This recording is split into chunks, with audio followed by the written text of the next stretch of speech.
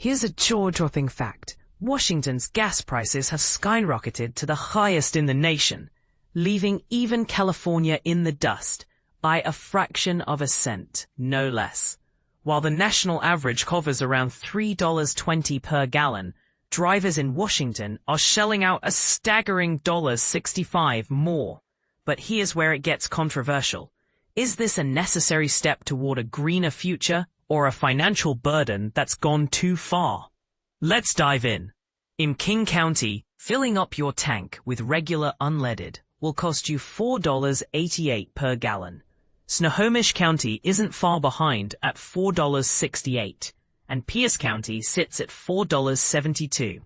Seattle takes the cake though, with prices soaring to $5.09 per gallon. State leaders are sounding the alarm, but they're sharply divided on why this is happening and what to do about it. Earlier this year, Washington's gas tax jumped by 6 cents per gallon as part of a multi-billion-dollar budget to fund transportation infrastructure. Rep. Jake Fey, chair of the House Transportation Committee, insists this tax isn't going anywhere. But is it really the tax hikes driving up costs, or is there more to the story? And this is the part most people miss. The Climate Commitment Act, in effect since 2023, requires fuel suppliers to buy carbon pollution allowances, a move critics say is passing costs directly to drivers. Washington GOP Chair Jim Walsh isn't holding back. The Climate Commitment Act is so broken and so grifty that you can't really fix it, he said. We need to repeal it.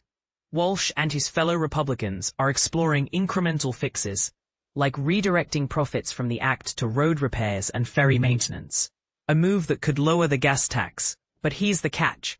Rep. Fey argues that the act's sole purpose is to reduce carbon emissions, and roadwork doesn't align with that goal.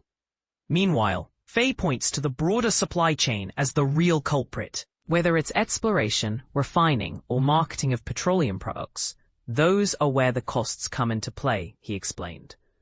The last auction under the Climate Commitment Act generated over $400 million for the state's general fund, earmarked for carbon emissions reduction. But is that enough to justify the pain at the pump? Here's the million-dollar question. Are high gas prices the price we must pay for a sustainable future, or is this policy doing more harm than good? Let us know what you think in the comments. This debate is far from over.